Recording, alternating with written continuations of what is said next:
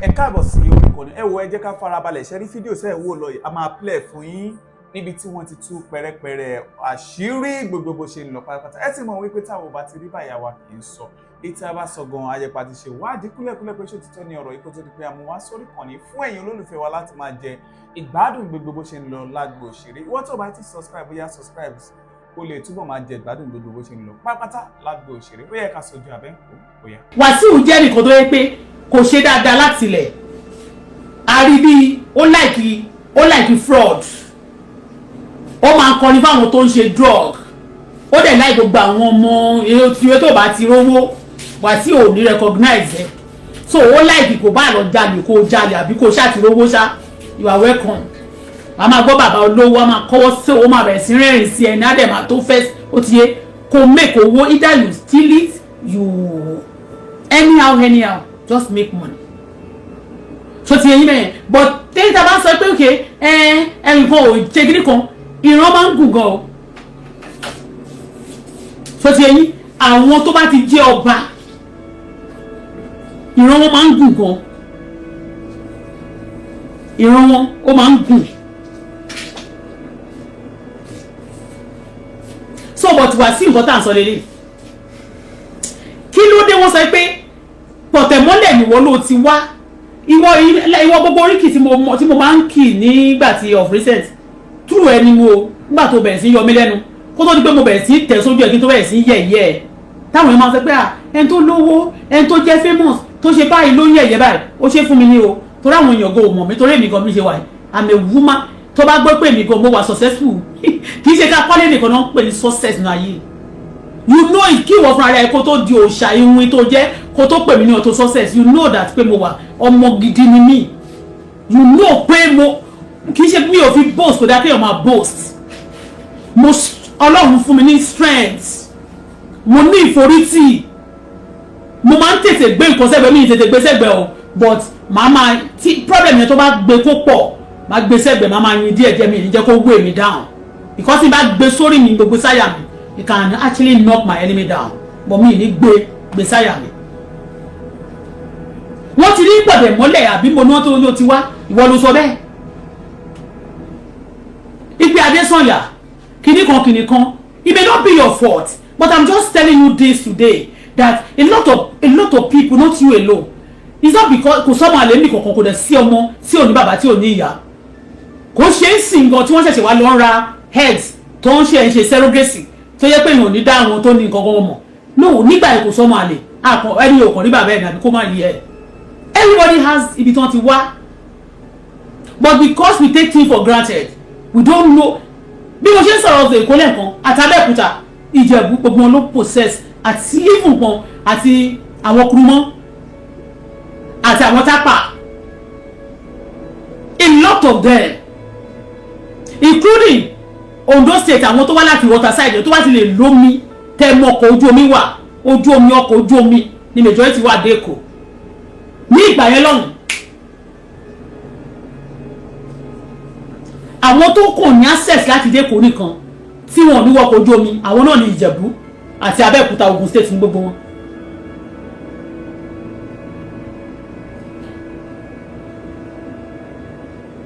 náà wọ́n sọ pé kò tí tó tán rẹ̀ wọ́n fẹ́ ṣe nǹkan you just sit down there you are causing trouble tó bá jẹ́ pé Wasiu ó ti pọ̀ ju afẹ́fẹ́ tó máa fẹ́ máa bá ṣiṣẹ́ yẹn ó tọ́ mọ́ Max Zuckerberg ó fẹ́ máa ṣiṣẹ́ bíi pé afẹ́fẹ́ ni ẹ́ you are a real person now Ìjẹ̀bú òdẹ̀dẹ̀ ní bẹ́ẹ̀sẹ̀ wà ó kì í gbélé kò mọ Ìjẹ̀bú ló ń gbé náà Ìjẹ̀bú rẹ̀ náà tí wọ́n fẹ́ ṣe meeting wọ́n fẹ́ ṣe screening yẹn léni ọmọ bá ní àná come and tell us ìran mẹ́ta tó jẹ́ tiẹ̀ ní ilé bàbá mi báyìí ọba mẹ́rìndínlógún ló ti wàjà nílé bàbá mi bọ̀tẹ́ nìkan ló bí gbogbo ló bí wọn bó ṣe bí wọn nísìnyí ọba dilé mi oníkálukú ń lo ìdígi ẹ̀ oníkálukú èmi sì ń lo ajagun náà lónìí torí pé ẹlòmíì wọ́n ń lo ìdígi wọ́n ti ń fẹ́ ara wọn ẹlòmíì tó lòun ò fẹ́ lo ìdígi kó bàbá máa fẹ́ra wọn wọ́n ṣe ń lo ajagun náà kì í ṣe ajagun náà ní fọ́sọba bọ̀tọ́ bá ní ajagun náà gbogbo òun ló bí pọ̀ sí mi ajagun náà bàbá tó bí ìyá mi òun ni last wife ajagun náà ó bí ọmọ kan fún ajagun náà Oyeyemi Oyeyemi nígbà tí Ajagunna wá kú wọ́n wá ṣú ebèrè ọkọ mọ́lẹ̀ onímọ̀lẹ̀ gidi ni bàbá wí kì í ṣàjẹ́ emèrè rárá ń nẹ emèrè olórí àwọn emèrè tó ti ẹ̀yìn olórí gbogbo àwọn olóṣà ó máa ń disappear ó máa appear ó strong gan wọ́n wá ṣu fún bàbá èyí tó bí bàbá mi meanwhile ọba ògúdọ̀ sánbà awo ògúdọ̀ sánbà àti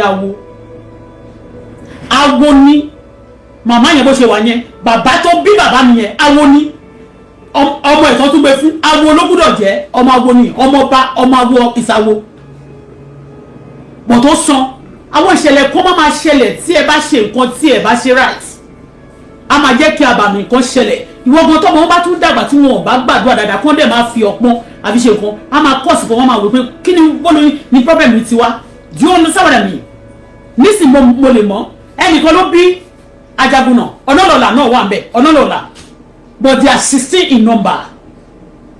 majority of them gbogbo wọn tó bá ti sọ pé Ajagunna láti kàrí báyìí kò sí gbogbo wọn we are related the same bàbá kan ló kọ́kọ́ bí wọn ẹni tó lè kọ́kọ́ bí wọn ń gbà yẹn ọba tó kọ́kọ́ jẹ́ ń gbà yẹn ó láìkẹ́ ẹrú bímọ fún bàbá mi but mi kì í já grace èèyàn ọmọ ọba original mi ní direct from the source mi ò ń já rank èèyàn tí bá tiẹ̀ mọ̀ but tí bá rẹ̀ ní tó fẹ́ já rank mi Wasiu kó tó já rank mi tó mo ti sọ fún sọ mílẹ̀ ni ò kì í ṣọmọ ẹrú ó já rank mi tọ́lọ̀ wá lò mí oríkìlẹ̀ bàbá mi àwọn mẹ́rìndínlógún tó ti wọlẹ̀ tó ti wà jálẹ̀ bàbá mi their spirit and their power get into me and I face you àwọn ẹlòmíràn máa wò pé àjẹ́ ló mọ yẹn ní ìṣàjẹ́ ẹni tó dùn wà nínú mi ju àjẹ́ ojú èmi lọ Ọlọ́run wà nínú mi àti àwọn alátìlẹyìn nítorí pé tó o bá ti ṣe òdodo tó o dẹ̀ sọ fún àwọn èèyàn leave me alone you have to leave that person because there is àwọn kan lọ wọ́n máa pè wọ́n ní ẹ̀ṣẹ̀ nígbà àwọn Yorùbá náà ní òsín alálẹ̀ ọ̀bọ̀ wọ́n máa sọ pé alálẹ̀ wà there is some people that have spirits ní ìgbà yẹn tó bá bínú tí bá bínú gan ẹni tí bá bínú sí mo máa tí bá tètè calm down kí n gbàdúrà fún nǹkan kan máa ṣe kì í ṣe bẹ́ẹ̀ because the legion not legion the spirit the power the nǹkan tó ti gbé tí Ọlọ́run ti gbé sínú mi you understand me tí mo ti jogún tó bá wà provoke tí àwọn tó wà níta náà àti ogun ọ̀run lẹ́sẹ̀kẹsẹ̀ tó dẹ̀ máa rí iṣẹ́ tí mo ti ṣe níwájú Ọlọ́run àti níwájú àwọn èèyàn they get upset and they started fighting some people. Wasiu, stop disturbing them, causing delay and causing trouble for some people, believing you are catching cruise and fun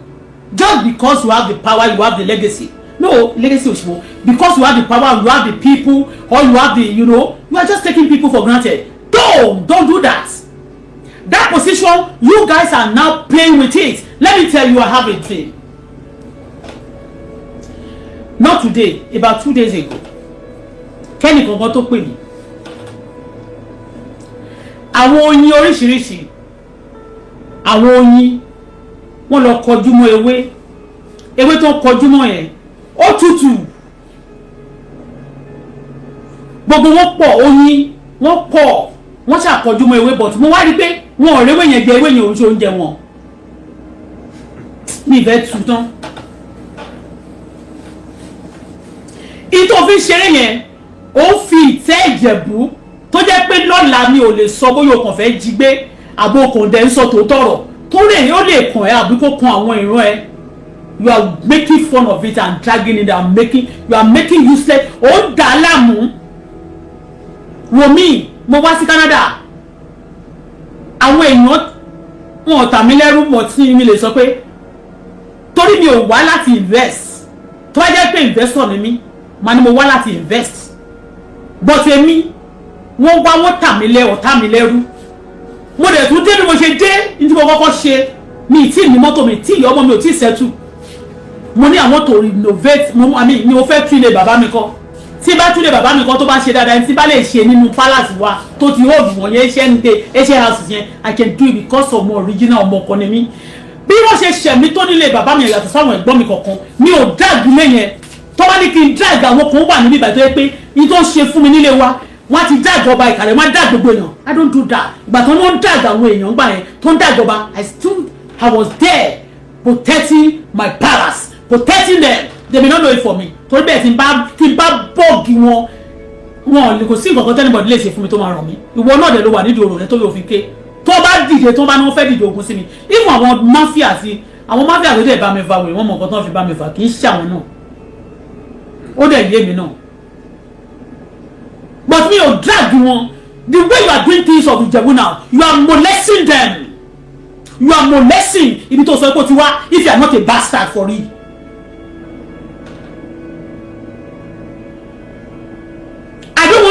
I don't want to be rude to you. I respect you so much before I lash you. Àwọn name tí mo fún ẹ lórí bíbá ọjọ́ tí mo ṣe name fún ẹ orí media gbogbo video yẹn ti expire ni àbí mo delete mi nẹ níjọ́ náà lọ mo ṣe name fún ẹ mo ní comments tó lọ bí 1 million lórí Princess Bola mo delete wọn ni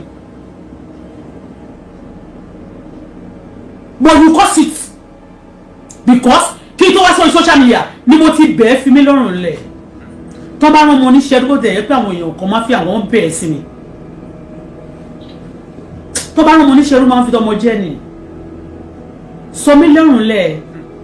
ọ̀nà ló jì ẹrú ní bàbá I'm not rude o fún mi lówó o ṣèkà fún mi o jà mí lólè o ṣe yàmàyàmà ìrìnàjò yé mi sẹ́tù mo ń ṣòwò mi nǹkan wà òkè kí nǹkan lè wà òkè. You do it like that mo dẹ̀ ń bẹ̀ mo kọrin fún ẹ mo fún àwọn èèyàn ló kàn lọ sọ́ọ̀tì oríkì ìyá ẹ wá fún mi jẹ́ ń sọ oríkì ìwọ ọmọ tó ń bí o móríkì ìyá ẹ I pay money to sort your mother's oríkì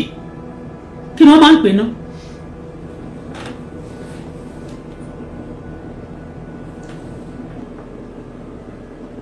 nínú kẹsẹ̀tì mo ní kán bá mi gba oríkì ìyá ẹ̀ owó ni mo san fún àwọn olùpẹ̀jù Èkìtì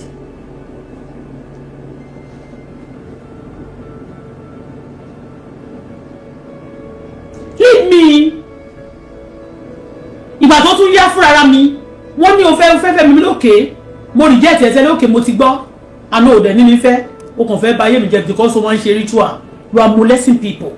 molestation tó máa ti molest gbogbo èèyàn yẹn òun ló ṣe lórí ìtẹ́sí tó molest gbogbo wọn you are molesting the throne tó sọ pé ó ti wá ọmọ àlè ló máa ń ṣe bẹ́ẹ̀ wọ́n ní kí n sọ fún ẹ pé ọmọ ẹrú ni ẹ́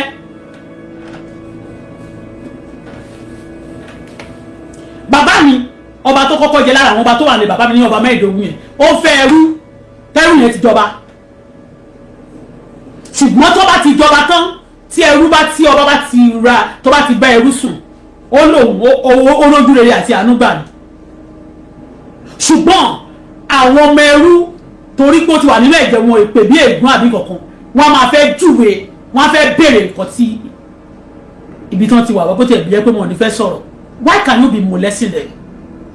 are you the only one in Ìjẹ̀bú kí ló ní tẹ́nì kò ní rí tá ló mọ̀ tẹ́nì kò wọ̀n rí let me tell you, you are not the first person that popular nínú àwọn musician tó wà nínú ayé yìí àwọn kan ti popular jù ẹ lọ kó tó wá sáyé àwọn kan tó máa popular jù ẹ lọ ńgbà tó bá tún lọ tán stop molesting that throne you call somebody your father bàbá mi wọn máa fowó bàbá mi tọ́ mi bàbá mi máa normally kí n sọ pé bàbá mi kí ló dé tó jẹ́ pé bàtò bí mi tó wá fi mí sílẹ̀ fún yàjẹ́ tó wá lọ commit tó lọ parẹ́ náà ní kó ṣígbá mo mọ̀ pé fún àti ìdíwà ń bẹ̀ ó yẹ kí n má lọ ṣe nǹkan kí n má rántí anybody nílé bàbá mi owó tí mo fún ọkàn lọ fi oúnjẹ jẹ ní Kàrẹ́ nígbà tí covid wà owó ra mọ́tò lọ́wọ́ mi ni tó yẹ kí n tọ́jú má ti ẹ̀ jèrè nígbà yẹn kí n tọ́jú ẹ̀ nígbà má pọn mílẹ̀ sẹ́fù gbogbo ẹ̀ ọmọ máa rò pé ilé bàbá mi ni mí mú lẹ́sàn ẹ̀yin tó bá kúnlé nínú ilé lẹ máa ń mú lẹ́sí ilé tán ti bí yín bí wọ́n ṣe tọ́ mi nínú ilé tí mi jẹ́ sísìn wọn rí mo morí kí ilé bàbá mi tó bá kì mí orí mi a máa wú ọmọ wa ọmọ òdí o when you marry yìí fún ọ bí mo ṣe wà yìí àwọn màmá arúgbó tó ti bí àwọn tó jẹ́ bí dádì nìkan tó tún wà ń bẹ̀ tó bá rí mi àwọn màmá arúgbó tó yẹ pé ó ti fẹ́ tí wọ́n tún ju mọ́mì mi lọ tó bá rí mi tó bá sọ pé ọmọ lágbájá lélẹ́yìí tó bá ti lè jẹ́ ọmọba wọ́n máa kúnlẹ̀ ni wọ́n bẹ̀rẹ̀ sí ń kí ẹ̀ wọ́n ló máa ní kán dìde màmá ẹ má kúnlẹ̀ fún mi mọ́ wọ́n ní ọkọ wọ́n máa pè yín ní ọkọ wa because orí tẹ ò gbúdọ̀ fi wọ́lẹ̀ wọ́n ní kí n sọ fún ẹ pẹ́rú ni ẹ wọ́n lọ ra màálù 3 wọ́n tó accept ẹ kó lọ fi pè wọ́n kó wọ́n lè àgbà ẹ wọlé tó bá pè lẹ́rú tó bá jọ ọmọbẹ̀ tó bá jẹ́ pé wọn wá mọ̀ ẹ́ wọ́n lójú ara ẹ̀ wọ́n ló pè rẹ̀ lẹ́rù èèyàn lè jọ ọmọ kan kó dẹ̀ wù ọmọ ẹrú kẹwàá nàbí kéèdọ́mì ìfẹ́ pè lórúkọ burúkú tó bá bẹ́ẹ̀ sọ̀rọ̀ àwọn èèyàn kan máa ní ó yúrùdù ni Auto Bola yẹn bó ṣe rí because they are blind ojú wọn fọ́ náà ìfàmì tí bá jẹ́ ọkùnrin tí mo bọ̀dẹ̀ tí mi dẹ̀ níbẹ̀rù Ọlọ́run lọ́kàn iṣẹ́ tí mo ti ṣe àwọn wọ́n gbogbo àwọn èèyàn tí mo touch láyé àwọn few ló touch ayé mi for good I touch a lot of life ayé mélòó bó ṣe bọ̀ blessed tó people tó complain nípa oore tó ṣe láyé I mean people tó complain tó máa ń complain nínú ayé tó complain nípa ẹ ló pọ̀ ju àwọn tó touch lọ àná àwọn èèyàn tó dẹ̀ tọ́jú ẹ tó fún ẹ lówó tó fún ẹ lóúnjẹ ló pọ̀ jù lọ.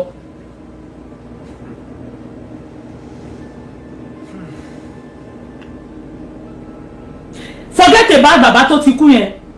bọ́ọ̀tì bàbá yẹn ìwọ́n yẹn ti wà àwọn ọba tó ti jẹ́ mẹ́ wọ́n ti dárúkọ gbogbo wọ́n ju ẹ lọ ìmí nínú wọ́n nìkan ti jẹ ní 1440 1340 tó ti ń jọba bọ̀ mẹ́ tí wọ́n ti mọ̀ pé wọ́n máa bí bàbá ẹ̀ gangan you are now molesting them dragging them believing you are the almighty God that created the whole of Ijebu. Who are you by the way? Ọpẹ́lọpẹ́ you are causing problem for people who have helped you in life o because so tí a bá ti ràn lọ́wọ́ tó bá ń ṣe yamayama báyìí tó jẹ́ pé oore tó ń ṣe fún láyé àti ìrànlọ́wọ́ tó ń ṣe fún tó wá fi ń ba ayé jẹ́ tó fi ń da ayé rú irú nǹkan báyìí ló máa ń jẹ́ kí orílẹ̀-èdè dàrú ni o.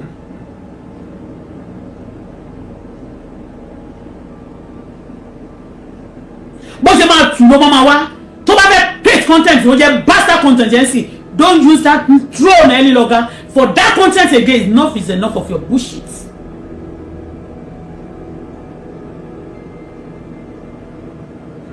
You take things for granted. No respect, and you want people to respect you. You that don't have respect for that land now, that don't have respect for what they are doing. You want to have a job and you should respect for qualify.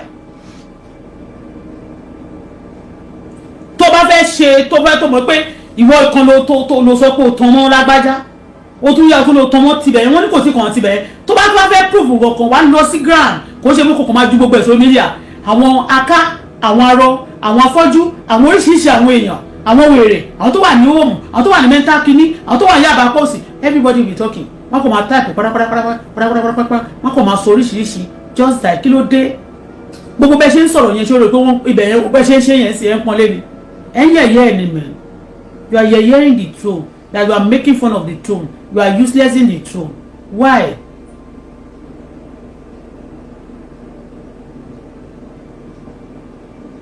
Tó bá kọ́kọ́ ń pọ̀ ilé báyìí tó ń pọ̀ ilé gbogbo yóò sọ pé kí wọ́n tún ti withdraw o but wọ́n sọ pé kọ́nà ló create it torí pé tó bá yẹ pé orí lẹ́tà ló kọ́ orí Facebook wọ́n ló máa drop ẹ̀ sí. Why tó fi ń dàwọn èèyàn láàmú o ò fẹ́ kó rí tẹlòmíì gbọ́ lórí mídíà àbí tó bá yẹ pé nǹkan kan tún ti wà tó ń ṣẹlẹ̀ tẹ̀dẹ́ fẹ́ láti cover secret yẹn then you quickly do something. Ṣé torí pé wọ́n sọ pé ọmọ yẹn tó mo mọ̀ pé ọmọ tó ń pè ní very dark man yẹn mo mọ̀ pé wọ́n ti sọ fún wọn mo mọ̀ pé ó ti rán níṣẹ́. Ṣé torí pé wọ́n sọ pé ó wà involved nínú àwọn kidnapping. I know everything that I know some people tí bá rí àwọn èèyàn kan tó bá kàn ń support èèyàn even both home and abroad tó máa ń support evil against me máa kàn wí pé evil làwọn eléyìí náà mi ìdẹ̀ ní láti sọ. What is your problem? Wọ́n tó bá ti fẹ́ sọ̀rọ̀ kan irú ọmọ yẹn sì ọ̀rọ̀ yẹn ò fẹ́ kó loud. Wọ́n sọ pé ọmọ yẹn wọ́n lọ sọ ní TVC pé ó organize àwọn kidnapping yẹn ni kò dẹ̀ tí ì sọ. Tó bá ṣe tán sí àkàn gbé díẹ̀ òun ṣe kiri kan all this tẹ bá ti wà lẹ́yìn èèyàn tẹ́ran síta ọ̀rọ̀ rẹ̀ là ń sọ ìfẹ́ gbé tọmọ yẹn wọ̀ mo fẹ́ ṣe tiẹ̀ tí máa lastly fi àwọn people yẹn sílẹ̀ tó bá dẹ̀ sọ pé you are qualified tó sọ pé o kì í ṣọmọ àlè o ẹ lọ síbẹ̀ kẹ́ lọ prove ara yín. Èmi gan tí mo jẹ́ obìnrin kò sẹ́ni tó lè pè mí lọ́mọ àlè ní bàbá mi torí tó máa kọ́kọ́ rí ẹ wọn ò kí rọ́ ọmọ ọba kọ́ má rí dànsákìlà rẹ̀ ìyẹn náà pé wọ́n kọ́kọ́ rí àwọn tí ò rí mi rí ọjọ́ tó rí mi ní ẹ̀pẹ̀ gbogbo àwọn fámìlì bàbá mi míì tó bá rí mi ẹnìkan ti rí mi ní sẹ́ẹ̀ tó sọ pé ọmọ ẹ̀gbọ́n mi lélẹ̀ ó kàn dárúkọ bàbá mi straight away ni kò dẹ̀ rí mi rí kò rí mi rí ní ẹ̀pẹ̀ yẹn ni that person ó tún wá jẹ́ ọ̀rẹ́ that's be life yẹn rí nìyẹn ó tún wá jẹ́ ọ̀rẹ́ fún father-in-law mi ìyẹn ọ̀nkú mi yẹn ó jẹ́ ọ̀rẹ́ fún father-in-law mi mi tí mo father-in-law mi gbogbo yẹn but ìgbà yẹn mo prince wá sọ pé prince wá sọ pé àwọn parents students kò pa máa invite wọn alájà yẹn ànọ́kì ẹlẹ́mọ̀ alájà àfátòkun ó wà ní ká lọ invite woman yẹn níjọ́ náà lọ wọn bá gbé invitation débẹ̀ pé a fẹ́ invite wọn bó ṣe wo invitation bá rí Ajagunà níbẹ̀ ló ní àwọn dẹ̀ rí Ajagunà kọ́ pé ó wà ní ibì kan bọ̀ tá a bá ti parí wedding o pé bóyá o máa sọ fún mo ní kó má wọrí mo ní ẹ̀yà Ajagunà mo ní gbọ́dọ̀ ti wá oníkàrẹ́ náà ni mo ní that's good mo ní kó fún mi ní àdírẹ́sì ilé wọn fúnra mi báyìí mo dẹ̀ gba àdírẹ́sì ilé wọn ni mo ṣe kọ́kọ́ dé ilé Ọlọ́run ló gbọ́n níwà ilé Ọlọ́run ló gbọ́n kí n tó wá sí ilé Ọlọ́run ló gbọ́n ní Ẹ̀pẹ́ mo ti mọ ilé Ọlọ́run ló gbọ́n kan tó wà ní Anthony Village tó ní Ọlọ́run ló gbọ́n street ní Anthony Village ṣé tó understand so mo ṣe wá wọn lọ wọ́n ṣe ní ilé Ọlọ́run ló gbọ́n ní wọ́n níwà èmi náà dẹ̀ ti orúkọ bàbá Ọlọ́run ló gbọ́n yẹn ti ring bell kémi gan tiẹ̀ tó wá sí Ẹ̀pẹ́ so ní ṣọ́ọ̀ṣì wa nígbà tí à ń lo òjò tó ń lè kó sí èsì ní Èbúté Mẹ́ta tí ọ̀rọ̀ ti bí wọ́n yẹn ṣẹlẹ̀ tí àwọn ọ̀nà gbogbo ẹ̀yẹ tó ṣẹlẹ̀ so Anthony Village la lọ níbi ẹ̀hẹ́ níbẹ̀ yẹ so Ọlọ́run ló gbọ́n straight ní ṣọ́ọ̀ṣì ṣàwọn wà ń gbà ẹ̀ so I don't forget it so mo wá bí ọkùnrin mi yẹn ṣe rí mi báyìí bí mo ṣe ń wọlé báyìí torí wọ́n gbà ẹ̀rùn bóyá ṣé wọ́n ti rìtáyà ni wọ́n ṣe lágric wọn ò tí rìtáyà bọ̀ wọn ò lọ bí iṣẹ́ níjà wọ́n ṣe rí mi báyìí wọ́n kàn ní wọ́n kàn dárúkọ mi àwọn ò dárúkọ mi wọ́n kàn dárúkọ bàbá mi wọ́n lọ́mọ ẹ̀gbọ́n mo lélẹ̀ wọn kì í rí ọmọ ọba kọ́ má rí dáadáa kí lára ẹ̀ bí àwọn ọmọ ọba ẹ̀ mọ́ ṣe wà yẹn tẹ́ bá wojú wọn á ní nǹkan tó fi jọra wọn láti ẹ̀ lọ sí grand ẹbí tí èrò pọ̀ sí yẹn wọ́n lè rí ó lè ní nǹkan kan tó máa rí báyìí tó máa sọ pé yéèsì ọmọ wa lélẹ̀ yìí o gbàgbé owó ọmọ tí Ajagunà bí ṣe rí bí mo ṣe rí ọmọ tí èbèrè that's orúkọ òòṣà tó ń jẹ́ èbèrè ọkọ ìmọ̀lẹ̀ ìyẹn ìyá tó bí bàbá mi tó jẹ́ ìyàwó Ajagunà tó tún wá padà fẹ́ bàbá mi àmì fẹ́ bàbá mi tó wá bí àwọn ọmọ yòókù ó bí ọmọ kan ṣoṣo tó ń bí fún Ajagunà wọ́n fi kú wá láàyè Oyèyẹmí lórúkọ wọn ń jẹ́ Ọlọ́run ò ní jẹ́ kí n sọ̀rọ̀ abẹ́ tiwọn because they Ajagunà they are huge bàbá yẹn wọ́n huge wọ́n wà blonde báyìí wọ́n dẹ̀ máa ń fẹ́ yes bí mo ṣe rí ló ṣe rí wọ́n èmi mo wá ní lọ́ọ̀kì yẹn wọ́n ò gbúdọ̀ júwe mi wọ́n lè máa júwe mi pọ́mọdé Kọ́lá Ìmọ̀rẹ́lẹ̀ ọmọ Aládéjùgbé ọmọ Ajagunà ọmọ kìrìkọ̀ Ìmọ̀rẹ́lẹ̀ ní ìwọ̀n kò sáṣàmì nínú mi àwọn ọmọ kan gbà tó pé wọn ò níjọ ìyá wọn ò níjọ bàbá ó ò dẹjọ mọ́mì torí mọ́mì ní small station báyìí ìwọ náà ò ní small station ò dẹ̀ ní small kiri station ó lè jẹ́ gbogbo yín ó lè jẹ́ bẹ́ẹ̀ ṣe máa ń rí ẹgbẹ́ mọ́ ó lè jẹ́ ìdìgìtì go there and show your face you be writing letter for us here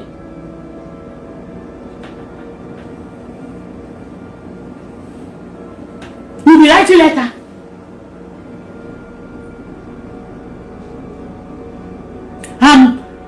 wọ́n máa slap ojú wa pẹ̀lú lẹ́tà lórí social media kí la ṣe fún ẹ ìwọ nìkan ló wà ń bẹ kó tó lọlẹ̀ báyìí kọ́rọ̀ bá ti ń lọlẹ̀ ọkọ̀ báyìí á tún gbẹ̀mí ìsìn kí ló dé ṣé wọ́n ní ká sìn ẹ́ kú ni ètò olóògùn wa ti tó Wasiu lọ sẹ́ńpẹ́ tó bá dẹ̀ fẹ́ bá anybody fa nǹkan kan you don't just want to be there ó ti sùn kiri kan àwọn ẹ̀mí kiri kan dàpàdé kiri kan ó ti kọ lẹ́tà sí wọn ó tún fẹ́ dà wọ́n láàmú ó fẹ́ dà wọ́n dúró because you are giving somebody tó mú gbaná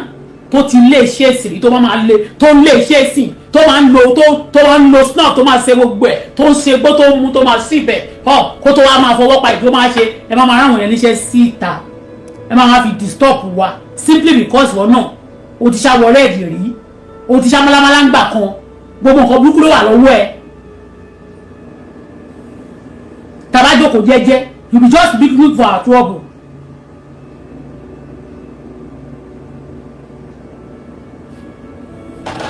Create another content and stop creating content without throne. Simple as ABC. Àwọn míì tó ti jó fún ẹ ló tó ti jó lágbo ẹ.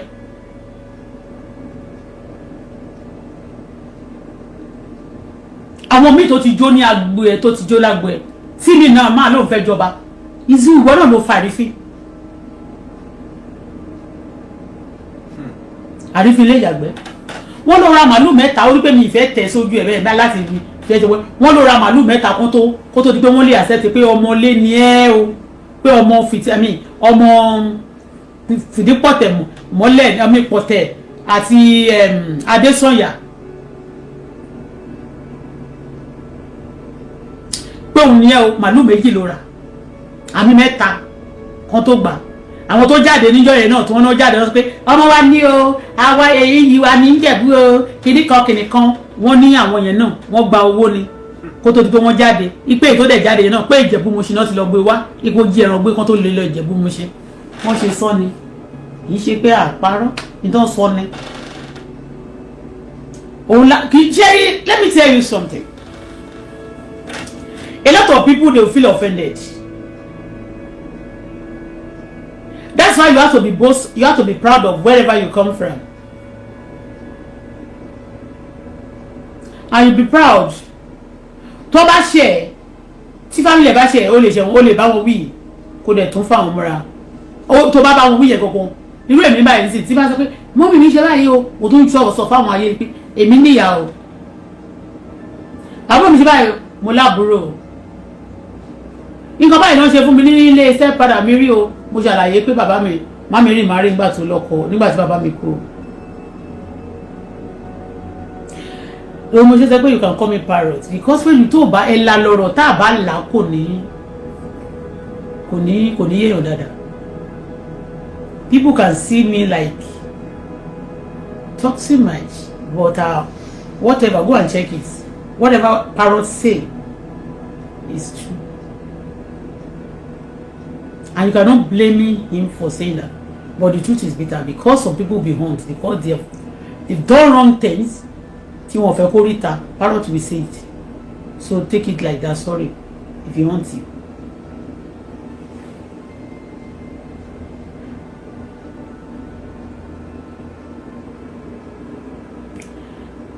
Ẹ jẹ́ ká mọ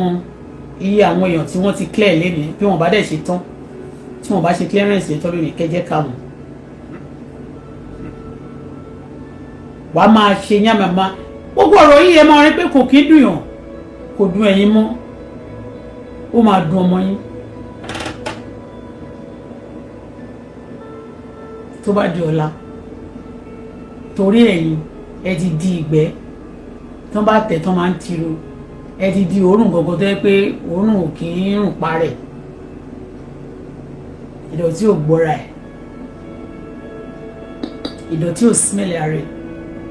àwọn tó bá mọ́ ló máa smell ìdọ̀tí.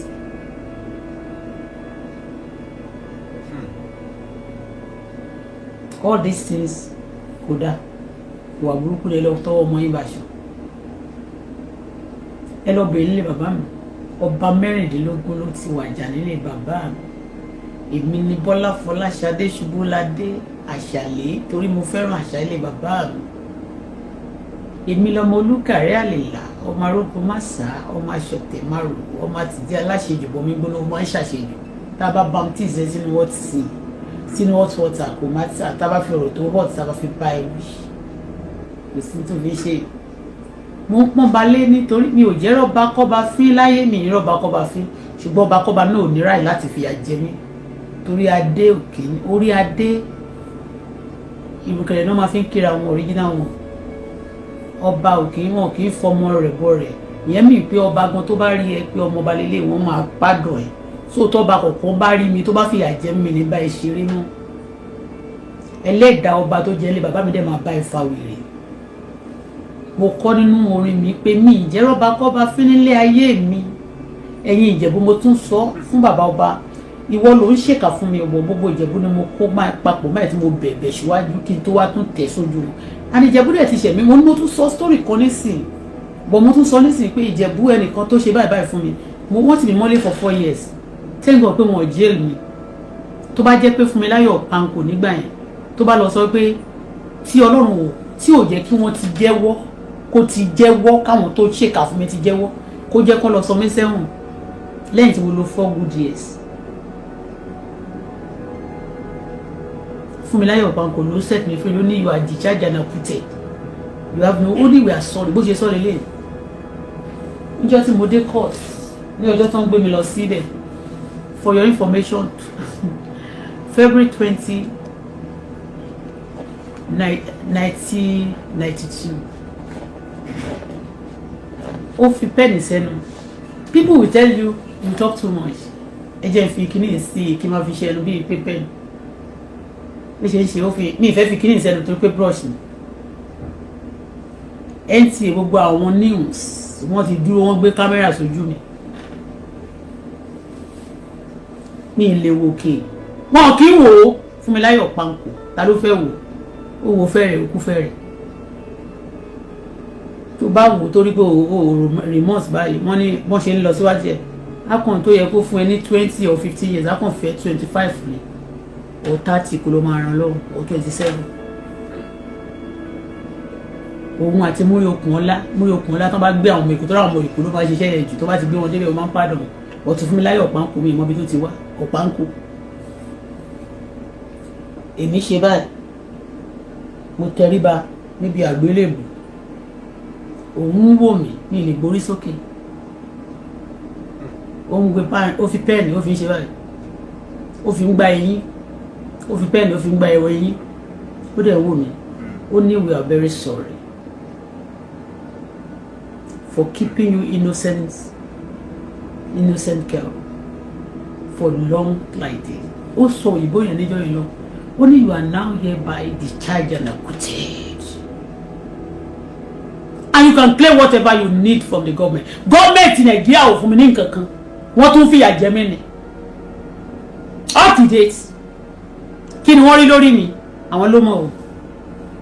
wàá máa rí mi a máa sọ pé ìwọ olófò ìwọ olóorun ẹnìkan á dé mi á pè mí lólóorun èèyàn mélòó mo jà lólè àwọn èèyàn jà mí lólè ni èèyàn mélòó mo ṣèkà fún àwọn èèyàn ṣèkà fún mi ni. People like me we are not common. Only claim whatever you need from the government. Mo sọ nígbà yẹn mo dẹ̀ tún pardon mo tún go ó mọ̀ lọ́jọ́ tí mo kọ́kọ́ rí mi tó máa text message àti Dubai ló ti ń text message sí mi látọjọ́ tó ti máa text message sí mi good morning Auto Bola good morning kìnìkan ele ó kọ́kọ́ bẹ̀ gbogbo àwọn tó ń bá mi ṣiṣẹ́ àwọn crew mi gbà yẹn ó bẹ̀ wọ́n kọ́ máa tẹ̀ sí kọ́ máa gbé ọ̀rọ̀ ẹ̀ sétí mi mo ṣe rí pé mi ò rí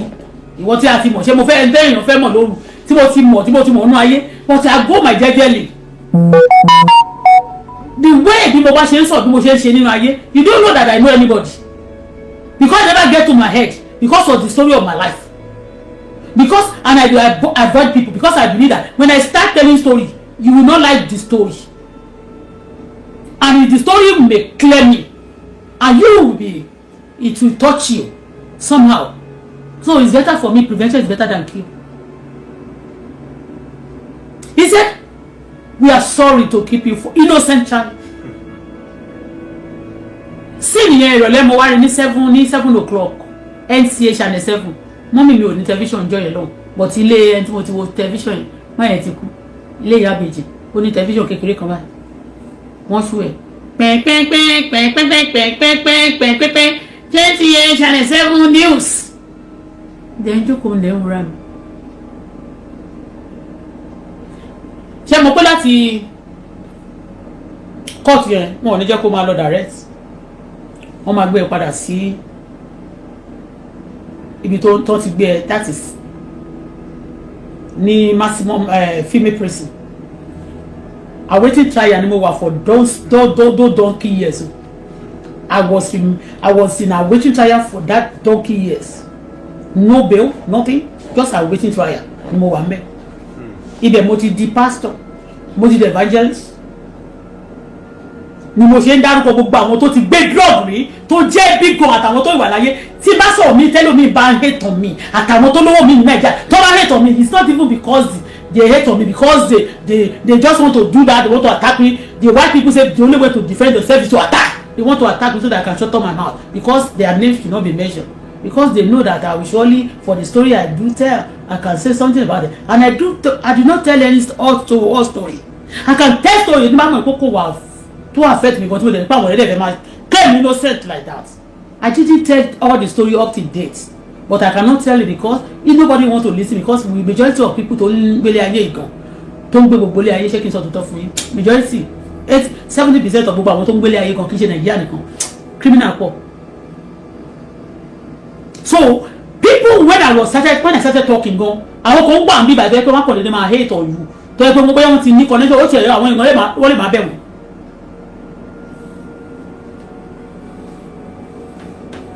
ẹlòmíì tó yẹ pé ojú ẹ̀ báyìí màrìwò wọn ló ti dìde tó yẹ pé màrìwò wọn ó ṣe ń dẹ chẹ́chẹ́chẹ́ báyìí mọ́ màrìwò ní kó tó dìgbàgbó.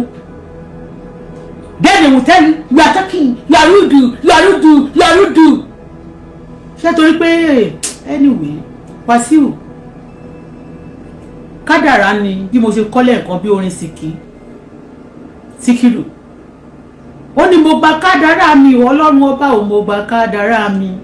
Ibi tí mo wà ń gbà yẹn mi lè gbàgbé orin oní. Lára orin tá máa ń kọ nìyẹn orí pọ̀ tá máa ń kọ. Tá máa ń kọ lórí stage. Tá dẹ̀ bá ṣe practice àti ijó àti ìlú. Bábábábá ìlú yẹn. Wọ́n ti tí mi ò gbàgbé nítorí pé tó mọ́ bá kádàrá mi mọ́.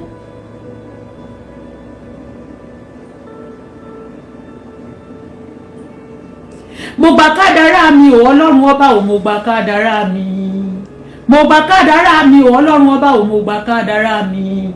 Látòde ọ̀run lẹ̀dá ti yan pín rẹ̀ mo gba kádàrá mi. Ṣùgbọ́n ó dá mi lójú wípé orí ọlọ́ba kò ní súngbó nílé ayé o. Orí tí ó jọba lọ́la Èdùmàrè ló mọ̀. Mi ò gbàgbé nítorí pé ó mọ́ tí bá ń kọrin yẹn náà gbà yẹn. Ó ní nǹkan tó ń ṣe inú ayé mi kò ń ṣorin yẹn nìkan lákọ but ìyẹn you got to do orí ọlọ́ba kò sẹ́ni tó mọ̀ ìpọ́ ọmọọba ni mí gbogbo ọtí mo sọ yìí nobody tó mọ̀ ìpọ́ ọmọọba ni mí ẹni tí mo bí ṣọlá fún wọn mọ̀ ìpọ́ ọmọọba ni mí wọn mọ̀ ìpẹ́ nìkan bàbá mi lè rí jájẹ bàbá mi ò kì í ṣẹgbẹ́ ìran wọn bàbá mi wọ òkè gan nínú wọn gbọmọ bàbá ẹ nínú ìran wọn ní gbogbo ẹ kò sẹ́ni tó lówó ẹ lọ́wọ́ lẹ́yìn tó tún wá tẹ̀lé lẹ́yìn tó kú tán òun náà ní 77 ọmọ èèyàn gidi ni mí ṣùgbọ́n tí kú wọ́n máa ń sọ ni tẹ́lifọ̀dì bá rí mi báyìí máa ní ikú máa ń bọ̀ lájẹ́ o ikú máa ń bọ̀ lájẹ́ o ẹnìkan wá rí mi wọ́n kàn máa sọ játijàti sí mi màá dẹ̀ sọ pé mo ṣe báyìí báyìí fẹ́lẹ́ rí ẹ kàn sọ àwọn èèyàn tó ṣe dáadáa fún mi mo dẹ̀ sọ pé mo ṣe lé kó àpò family àti tó tọ́ dẹ̀ ni mo help wọn ṣé èèyàn lásán ló máa ń ṣe bẹ́ẹ̀ ni ṣé mi ni mo ní ni mi ìdẹ̀ lówó mi ò ní kankan bọ̀ tí gbogbo tí bá nínú màá máa fi ṣe dáadáa fáwọn èèyàn àwọn tí bá ṣe dáadáa fún yẹn náà wọ́n á padà kọjú wọn sí mi ni wọ́n á ní kó bí Wasiu àwọn tó ń kọjú ẹ̀ sí mi kó ṣọ́ ara ẹ̀ gidi gan tó bá fẹ́ kó ní ta ẹ́ tọ́rọ tí ń jọyìn ti pẹ́ má jẹ́ kó ní ta ẹ́ ìgbẹ́ oyin ló dùn ọ̀rọ̀ oyin tó bá pọ̀ lára kò dáa.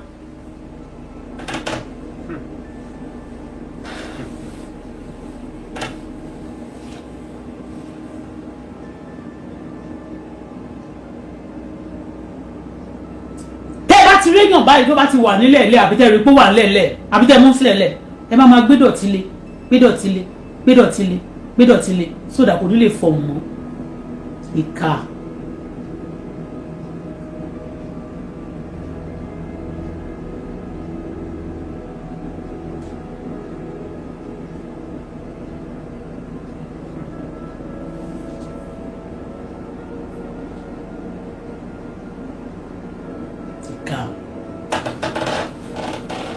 Kémi jókòó báyìí sí ra àwọn kan máa sọ ìwọ ẹ sábọ̀ ní ìtẹ̀fẹ́ dárúkọ ẹ̀ lónìí ìwọ nìkan ní gbogbo olóògbé kéèjì nínú gbogbo àwọn èèyàn wà sí wọn tún máa sọ pé Bísọ́lá ó fẹ́ràn jù mí lọ ṣé Bísọ́lá fún àyìnbá tí ò lówó lọ́wọ́ nígbà tó ní problem tó ń pè mí bó ṣe ń pe gbogbo àwọn tó bímọ fún Wasiu káàkiri nìyẹn èèyàn mélòó ni mo ti pè rí pé àtàwọn tó bímọ fún bàbá ọmọ mi ẹnìkan ni ó pè mí rí èmi ò pè rí àwọn èèyàn ń pè mí ní àkàtẹ́ people that they call me I don't call them irú èèyàn wo ni mí. I'm not that things are sweet for me. Mo dé Canada and sing. 2 bedroom tí mo gbé yẹn tẹ́lẹ̀ kì í ṣe mi mo ní. Mo rent ẹ̀ ni. But ẹrù tó wà nílé mi ó ju ẹrù 3 bedroom lọ. I didn't get anyone. Credit card ọmọ mi ó tún fi ra mọ́tò fún rẹ̀. Wọ́n béèrè credit yẹn lọ́wọ́ ẹ̀ ṣe ọmọ ó ń san padà. Wọ́n lè gba mọ́tò mi. And Wasiu, you are also part of it. Wàá máa create content, wàá máa fi ayé àwọn èèyàn ta kite, and some people tí mi ní sọ pé náà máa jó àbí kankan tí mo fi yín sílẹ̀ fọlọ́run bọ̀ tá bá fi yín sílẹ̀ fọlọ́run ìdájọ́ Ọlọ́run ju ti èèyàn lọ o mọ ọ̀nà tọ́lọ́run lè gbà yọ síyàn ìgbàlẹ̀ máa láde èpè ni wọ́n ṣẹ́ fún yín àwọn ló ṣépè tépè fi jẹ nìkan òun ló ṣépè ó ṣépè fọmọ kékeré ìwọ tó pọ ọmọ lọ́mọ tó wá ní wọ́n ń ṣépè fún ọmọ tiẹ̀. No be juju be that. Kí ló yẹ kán ṣe fọmọ tiẹ̀? Tó bá jẹ́ pé bí ó ṣe yẹ káyé ìrí la ṣe ṣe, tó bá ti pọ ọmọ ọlọ́mọ kan pa tiẹ̀ dànù, kò ní ìdíkan ṣe máa fèpè ránṣẹ́. Kan give eye to eye. Evil for evil. But nígbà tó jẹ́ pé bá sọ fún wa pé ẹ̀yin nìkan lẹ wà important, ẹ sórí ayé kodò, ẹ dayé rú.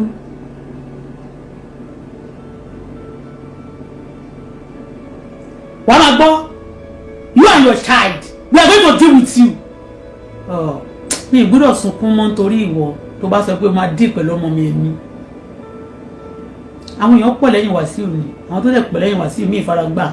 Àìmọye àwọn tó faragbá tẹ́ pé torí pé èrò pọ̀ inú èrò náà wà, ẹ lè mọ̀ pé nǹkan ṣẹlẹ̀. Èèyàn lè fi ajẹ́ bí kó má kó go scot free. Àfi tí bá bá bẹ̀bẹ̀ lọ́dọ̀ Ọlọ́run torí pé màálù tí ó bá ti ní èrò Ọlọ́run nìkan ló máa ń bá lé ṣiṣẹ́.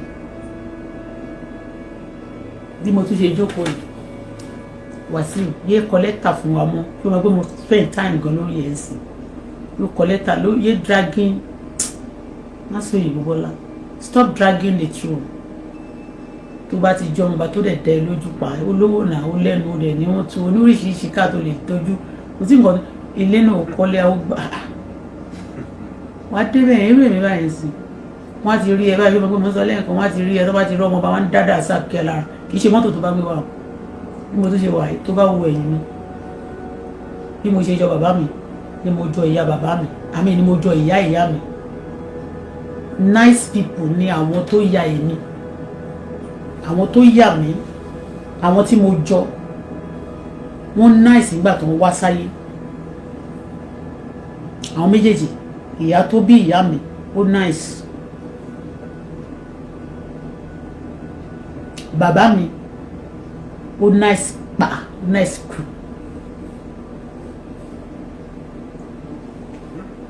Àpá tó wà lẹ́yìn màmá tó bí ìyá mi, iye ní kékeré, iye nèdè, ìyẹn mi pé ìyá kò sí small mama, mother is a mother, iye nèdè, that's the meaning ní Kogi nèdè wọn ní okun lọ́run yẹn. Àpá yẹn toró wọ́n mọ́ dáadáa, wọ́n sọ story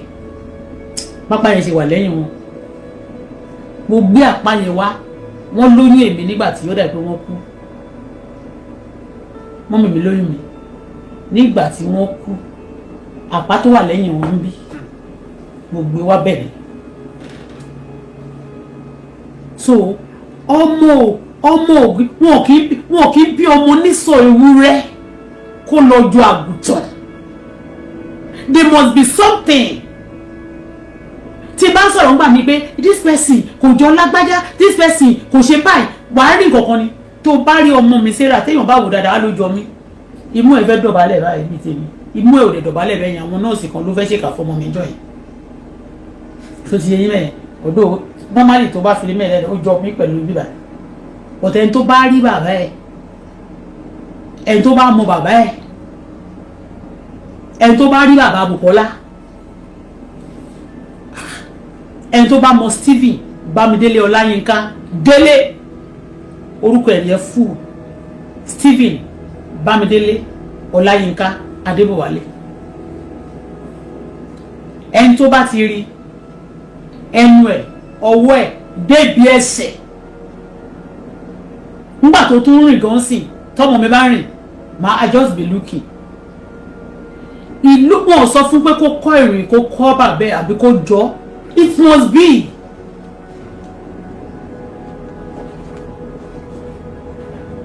Ó máa wá ṣàrí ìkọ̀kan ni. Bọ́ tó bá ti rí ọmọ, mi ò fẹ́ sọ̀rọ̀ pé ẹni tó bá ti rí ọmọ, tó bá kàn rí ọmọ kan tí ò kàn jọ anybody, kò jọ ìyá, kò dẹ̀ jọ bàbá ń gbà mí. Ó possible káwọn kan ti deposit sára ìyá yẹn dáadáa. Yes, kan deposit tí ẹ̀jẹ̀ kan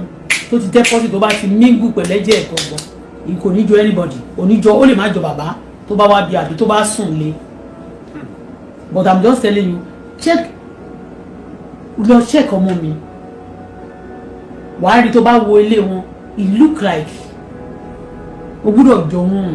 orí Facebook yìí we cannot help you jọ àṣọ sáwọn tó kàn kéwọ̀n àwọn tó kàn recruit kan máa wá bully kan máa di hate wa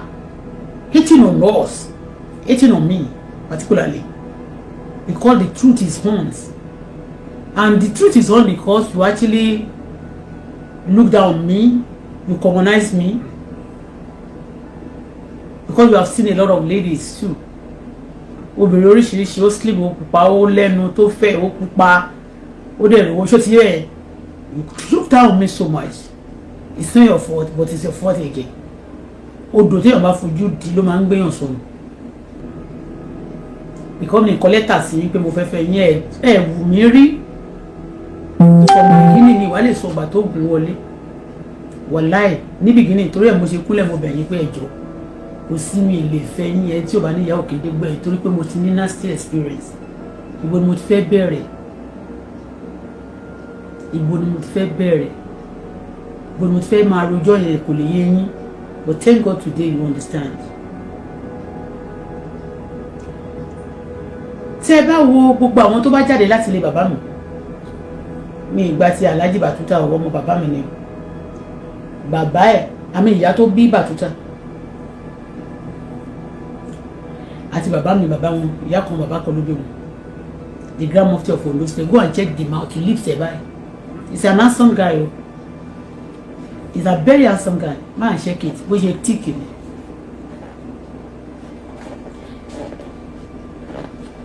Normally tí mi bá rí owó tọkàn mi balẹ̀ tí wọn ò dà mí láàmú tọrọta mi lọ nínú ìjì tó pọ̀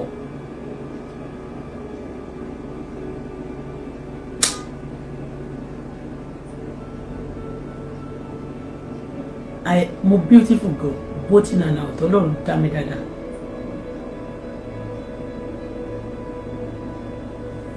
bọ́dì mi tí ẹ rí yìí ìgbà tí mo ní wọ́n tì mí mọ́lé for 4 years yìí ní ìrí ọṣẹ fi wẹ̀ mo máa ń ṣe crochet gbogbo nǹkan tó ń neat yìí tó wẹ̀lẹ̀ gbogbo kíni wá ti jẹ́ nǹkan tó ń neat kò síṣẹ́ tí mi ò kì í ṣe sẹ́ wọ́n á kájọ fún mi máa fọ̀ àwọn ẹlẹ́wọ̀n yẹn àti gbogbo àwọn tó wà bẹ́ẹ̀ oríṣiríṣi tó ètò ìtọ́ mi fẹ́ máa lọ dárúkọ wọn létà lára àwọn tí wọ́n kọ́ṣẹ́ fún mi láti fọ̀ nígbà yẹn nínú ilé yẹn nínú ọgbà yẹn táwọn tó ti dájọ́ ẹ̀wọ̀n fún ẹmọṣẹ wọn aṣọ ẹ̀wọ̀n tí mo fọ̀ mí fáwọn ẹlẹ́wọ̀n èmi wà láwọn waiting trial àwọn ro ìró kan tó bá fún mi láṣọ báyìí tó bá fún mi láṣọ màá sẹ̀dẹ̀ sílé fún mọ́ sí mi tí bá ti fọṣọ fún wọn gbà mí àwọn tó wà lẹ́wọ̀n yẹn wọ́n máa fún mi ní ọṣẹ tí màá lè fi wẹ̀ gbogbo wọn pátá nígbà tí wọ́n fi mí lẹ̀ tí mo wá ní ṣọ́ọ̀ gbogbo wọn ló wá jẹun lọ́dọ̀ mi gbogbo wọn ni mo ṣe dáadáa fún lónìí wọn ò dẹ̀ ṣe dáadáa fún mi I don't want to talk about that ara mi tẹ́ rí wọ́n pe kòkòrò kan ní sapa grease ara mi tẹ́ rí ojú mi nìkan ló fi ní kòkòrò yẹn fi sílẹ̀ gbogbo ara mi dot bí ẹni tó ní ní Swiss tó máa ní ìgbóná yẹn náà ní jẹ́ ní ìgbóná tó máa tẹ ara yẹn báyìí máa rí kòkòrò tó máa jáde torí pé mo máa ń kó latrine bucket ni mo máa sún mọ́ ẹnìkan máa bú mi á máa ní ìwọ tó ló kó latrine ìwọ tó yẹ kó wá jìyà wọ́n mọ̀ kọ́ tó mọ̀ ẹ́ sì máa jẹ ni ọmọ mi ò ní jìyà láyé máa fà báyìí nù àwọn bàṣírà tí mo sọ pé ìyàwó arúgbìnrin yẹn wọ́n máa rò pé bóyá mò ń tú àṣírí wọn síta mò ń jam talk parrot ni mi tí wọ́n bá offend mi lè dárúkọ wọn ni òun yẹn ó mọ owó mi tó wà lọ́wọ́ tó bá wá sí Dubai débi body suit báyìí mo máa ń rà sílé bàtà pint àti bra àwọn spacer master spacer àwọn bra tó padded tó wọ́n wọ̀nyí wọ́n máa kó gbẹrù àtàṣọ nínú ilé bí wọ́n bá dáṣọ mi lọ́rùn máa ní wọ́n gbà wọn ò fún mi ní wọn ò lè dúró fún ẹ lọ́jọ́ ọkùnrin kan sọ pé 5,000 lélẹ̀ kó gbà they collect from you and people will be telling you wọ́n máa rí ẹ fí wọ́n máa pọ́n àwọn tó yẹ kí wọ́n máa pọ́n àwọn tó yẹ kí wọ́n máa àwọn tó yẹ kán pọ́nlé wọ́n máa yẹ̀yẹ́ wọn àwọn tó yẹ kán yẹ̀yẹ́ wọ́n máa pọ́n wọn lé tí n bá tọkùn mi bá balẹ̀ ara mi yìí àwọn ọkọ tó jù mí ti rí nìyẹn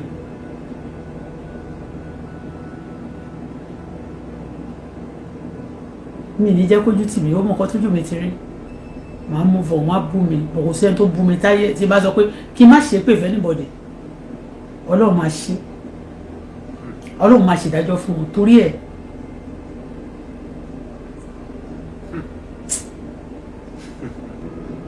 Anyway, ọ̀rọ̀ yìí lásán débẹ̀ yẹn kí wọ́n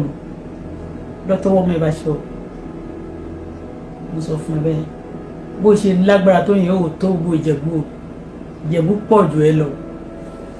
Ìtẹ́yẹ̀ gan ju ọjọ́ orí ẹ lọ ó ju bó ṣe rò lọ. Gbogbo àwọn tó ti jẹ níbẹ̀ yẹn their spirit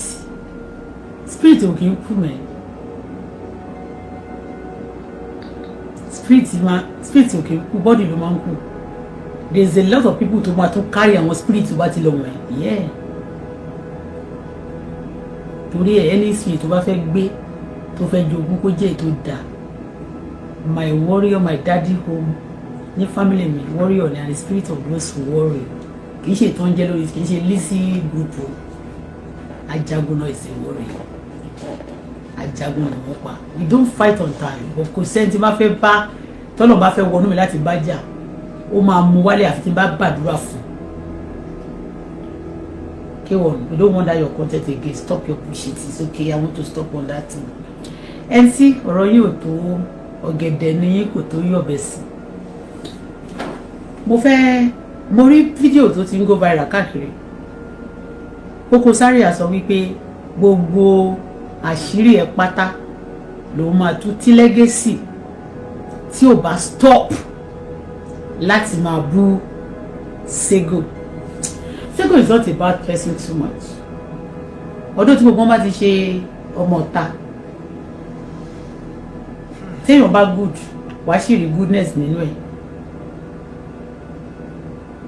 Despite kó ń ṣe ọmọ ọ̀ta wàá rí kó ìmọ̀ nice wàá rí amúrọ̀bà míì wọ́n tọ́ òòlè bá ti lọ ká mọ́ lérí. Àwọn amúrọ̀bà míì wọ́n dájú àwọn míì dẹ̀rẹ̀ wọ́n tún láàánú bó tẹ̀ jẹ́ pàmùrọ̀bà ni wọ́n.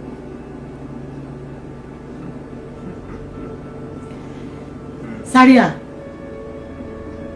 ó dẹ̀ sọ débi kan ní gbogbo àwọn tí MC máa ń tó ọmọ ní dátà tó máa ń fún lówó ó ní gbogbo wọn pátá ló ń lò. Ẹ̀yin èèyàn tí ẹ máa ń sọ pé Auto Bola àti Esabod tí ń bá rí ẹ ó yẹ kí n lọ ẹbí bébì ni. Esabod yìí àtàwọn kan náà máa jáde wọn sọ pé irọ́ ni Auto Bola ń pa ṣé ẹ rí pé gbogbo pàdé tí wọ́n ti jà. Zaria á máa pretend àwọn èèyàn Auto Bola tó ti ó lè níyàwó ó lè láwọn àǹtí òun ti ṣí èrè má jẹ́ dárúkọ ìyá ẹ̀ I respect because àwọn ìyá ẹ̀ wọn ò tọrọ fún àwọn òwèrè ọmọ tí wọ́n bí ń gbà mí. Ó lè láwọn àǹtí òun ti sínú o Auto Bola yẹn ẹ tí ò lè wá Nàìjíríà tó yẹ pé àwọn máa padà nù tó bá ti wá àwọn kò gbúdọ̀ wá sí Nàìjíríà mọ́ gbogbo wa yẹn òun àtẹ̀mísí ṣe wà báyìí wọ́n lọ sọ́dọ̀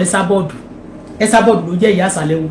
Esabod àwa dúró sáàrin wọn báyìí aláwọn bàbá ọkọ òun lélẹ̀ tó lóun fún wa fẹ́ Àyìndé àwa mú Pasuma àwọn màláìka àwọn mẹ́rin àtò wo ìní fídíò yẹn lọ́wọ́ ó ìwà lọ́wọ́ mi Facebook ń sọ fún mi of recent pé wọ́n ń suggest wọn sí mi àtò wọn sáàrin báyìí á lè fẹ́ mú kínní á ní Auto Bola ń pa irọ́ mọ́ wọn ni ṣé Koko Zaria ò jáde ń sì sọ pé kẹ́lẹ̀ sọ pé ọ̀rọ̀ tí mo sọ fún tí mo bèrè tí mo ní Zaria sọ fún mi òun ní Zaria ń sọ jáde ń sìn mo dẹ̀ bèrè lọ́wọ́ MC ò sọ pé irọ́ kò dẹ̀ sọ pé òótọ́ òun ní Zaria wá jáde ń sìn tó lò fẹ́ sọ ṣebí Zaria Koko Zaria ìyá àsàlẹ̀ àwọn ọmọ olè ṣèbó sọ pé irọ́ mo pa ṣèbó ní irọ́ mo pa ṣé irọ́ gbà yẹn tí mo ní Koko Zaria sọ òní Koko Zaria máa jáde sí tó lóun fẹ́ sọ pé gbogbo owó tẹ́mi sí fún wọn ṣe ló ń pa èèyàn pé tí ó bá jẹ́ tí legacy ò bá dákẹ́ ipò máa tú gbogbo àṣírí MC gbogbo àwọn èèyàn tó ti pa bó ṣe ń fún wọn ló tó fi ń pa wọn tó pé kò dédé fún yàn lówó mo lẹ́mi sí yá owó lọ́wọ́ mi kò san Zaria náà jà mí lólè ẹrù léwu lóko kó dẹ̀ bẹ gbogbo àwọn ọmọ ní tíátà kó ní kán wá sọ́dọ̀ ẹ̀ kán máa gbowó bóyá wọ́n fún returns ní ìmọ̀ mo rẹ́ẹ̀tì lé lọ́wọ́ Koko Zaria Esabod sọ pé irọ́ ni mo pa pé Koko Zaria dáàsì mi lẹ́gbà tí mi lè gbé èmi Bọ́lá Fọláṣadé ọmọ Olúkàrẹ́ Àlìlà ọmọ Arógun Màsà ọmọ Akọ́là àpò òrùnkú you know the meaning of that ìkan nínú àwọn bàbá ọba tó ti jẹ nílé bàbá mi yẹn he love money lẹ́nu pé àwọn ọba máa ń like owó wọn display owó nísìnyí wọ́n máa display owó wọ́n máa sá káórì ni wọ́n nọ́mbà yẹn wọ́n máa display báyìí wọ́n máa ń sa nítorí ní omi náà wá ti kó jáde ọmọ akọ́là pé òrùn kú that he will display his words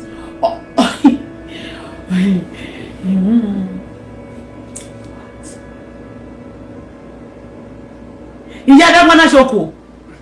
alias sábọ́ọ̀dù eléwé kọrí ó nírọ̀ mo pa ó ní ṣe ni sáré àyà mi ní ilé tí nígbà tí mi ò rí lẹ́gbẹ̀ẹ́ mi mo rẹ̀tì ilé lọ́wọ́ Koko Zaria mi ìdẹ̀ ni mo fẹ́ rẹ̀tì ilé lọ́wọ́ ẹ̀ ọmọ tó bá ń ṣe tán ó tiẹ̀ kó o lè fẹ́ tí Wasiu bá lóun fẹ́ fẹ́ gan oh God Wasiu Bisola Wasiu ò lè fẹ́ ẹ̀ṣẹ̀ ẹ̀ pọ̀ gan ẹ̀ṣẹ̀ ó pọ̀ ó dẹ̀ dájú ẹni tó bá ti feed mi ó níbi tí mo lè tó bá ṣẹ̀ mí gan ó níbi tí mo lè ṣèkà fún dé tó bá yẹ pé mo níkà mi ò ṣèkà o but ọ̀rọ̀ ẹ̀kọ́ la fẹ́ sọ ọmọ yìí ló sì mí dé òun ló mú mi wá bẹ̀ òun ló tàn mí pé òun rí ilé ní Golden Estate tó bì ní pé ó máa ń fight àwọn ìyàwó Wasiu systematically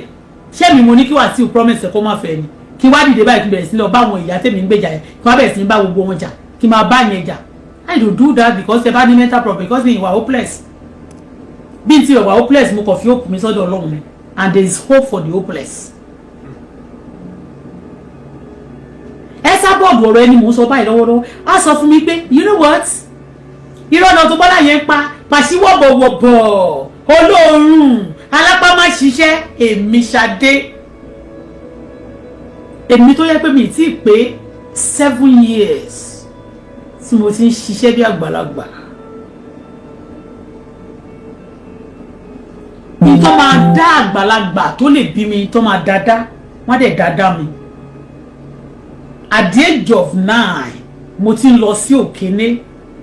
lọ sí gbogbo ìlú ìgbèríko tó wà ní sọ̀rándì Èkìtì ní o Kogi ní o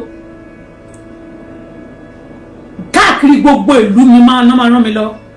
mo lọ tajà ní tí mo máa lọ ṣiṣẹ́ kò sọ́jà tí wọ́n mi bá ti lè kó dé báyìí mi máa ta gbogbo ẹ̀tàn korogodo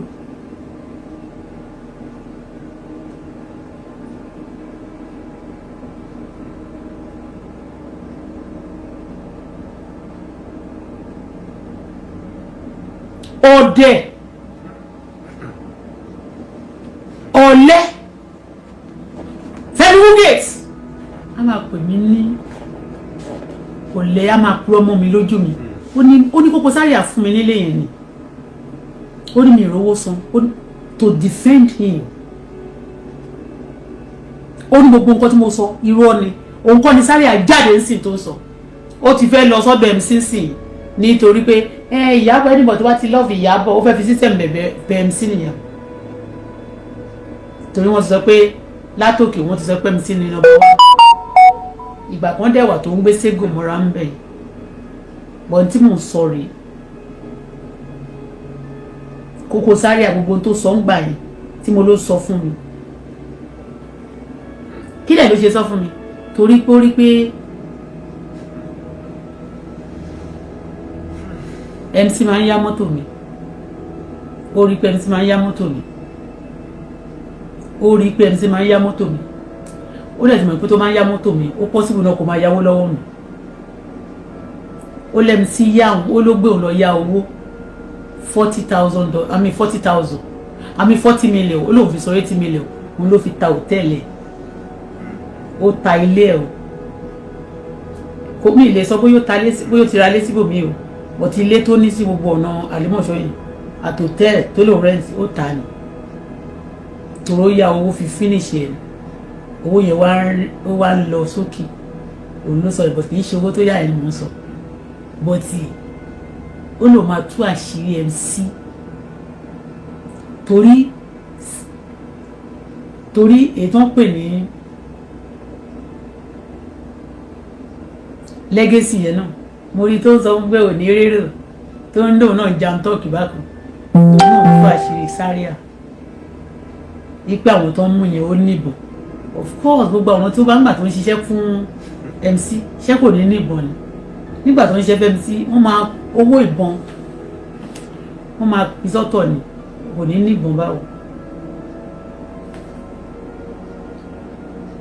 tó bá lòun fẹ́ tú àṣírí MC ó fẹ́ tú ó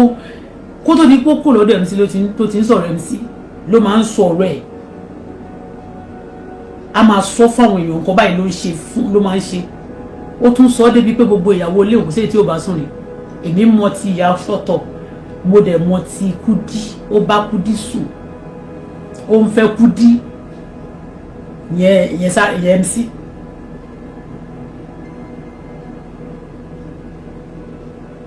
bọ̀ kò kàn mí gbogbo ètò sọ yẹn bọ̀ tí mo sọ ń gbà yẹn tí sáré tí Esabod sọ pé irọ́ ọmọ pa ṣó nǹkan ni sáré àfúrà rẹ̀ jáde tó fẹ́ sọ yẹn ó ní láti wọ́n ọ̀nà ẹ̀kọ́ tó bẹ̀rẹ̀ sí í sọ sáré à wọ́n ti tú àṣírí yẹn ẹ tú àṣírí gbogbo ara yín ẹ lè tí ì tú nǹkankan wípé ẹ wà nínú involving nínú kidnapping àwọn kidnapping tó ń ṣẹlẹ̀ ní gbogbo ilẹ̀ Yorùbá kì í ṣe ghost ló ń ṣe ìgbà tán kọ́kọ́ kó tó di pé wọ́n gbé Òṣòdì fún MC nígbà tó lè pọ̀ nígbà táwọn ìwà nígboro yẹn wọ́n ló lè pọ̀ wọ́n á jáde lọ wọ́n ní anybody tó bá ti ń jalè mí ẹ máa kú ní kíríkà yín wáyé ẹ má jalè ẹ dáwọ́ fẹ́ pẹ́ wá torí àwọn náà ti jalè rí olè ló mẹ́sẹ̀ olè tọ̀ lórí àpáta wọ́n gbà yẹn wọ́n máa sọ pé MC ló jẹ́ pé lè kú Òṣòdì ìgbà tó jẹ́ pé òun lo lórí wọn bóyá òun ó jó lórí wọn lóṣòdì ń gbà yẹn ó dẹ̀ sọ pé wọ́n ti fún wa níṣẹ́ mi o a gbọ́dọ̀ change you understand torí ẹ̀ tán bá sọ pé tẹ́ bá rí àwọn ọmọ kan wọn ìnúmẹ̀ òṣì kan tó bá wà lórí social media tó fẹ́ máa ṣe bí king kan àbí tó bá dàbí Dracula àbí tó bá dàbí ilé orúkọ ẹranko tó wà ní Australia yìí tó máa ń jẹ̀ṣẹ́ yìí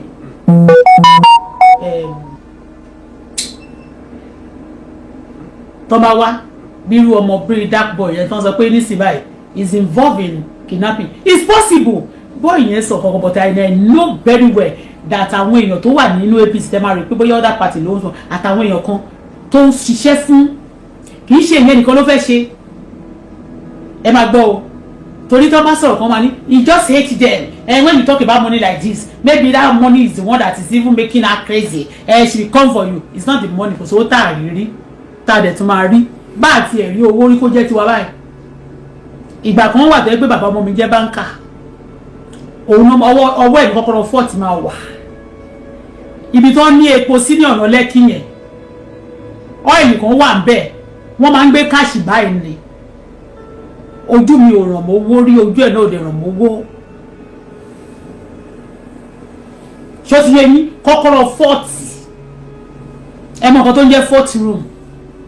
ọwọ́ ẹ̀ ló máa ń wà wọ́n á fi sílẹ̀ fún mi kan mo máa tiẹ̀ ń sọ ni pé Ọlọ́run jọ o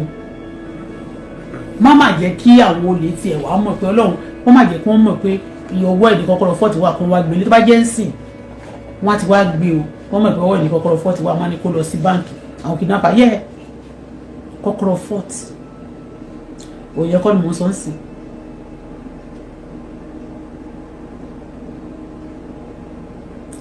olè gbogbo wọn tó ń jókì tó ń ṣe yánmà ìmọ̀ tó máa tó sọ pé the government is bad yo the government is ṣe mi ò ní government ò bad yo lára àwọn ogun ìmí gan ṣe ẹ̀ lọ́rọ̀ bùtán ni á dẹ̀ jáde á tún lọ ṣe rally á join group á lọ lóun ṣe rally á dẹ̀ ní pé the country is hard ọjọ́ tán bá mú ó lè ní pé country hard lòun ṣe rọ́ọ̀bù ok tí country bá hard tó bá rọ́ọ̀bù lẹ́ẹ̀kan ó ṣe pàtó rówó lẹ́ẹ̀kan ó ṣe lọ́ máa fi ṣòwò kó má rọ́ọ̀bù mọ́ irọ́ even the armed robber condemn the government táwọn náà bá dé ẹ̀bẹ̀ sùn owó olè ní orílẹ̀-èdè àgbáyé láti rí pé olè ń condemn olè náà máa ń mólè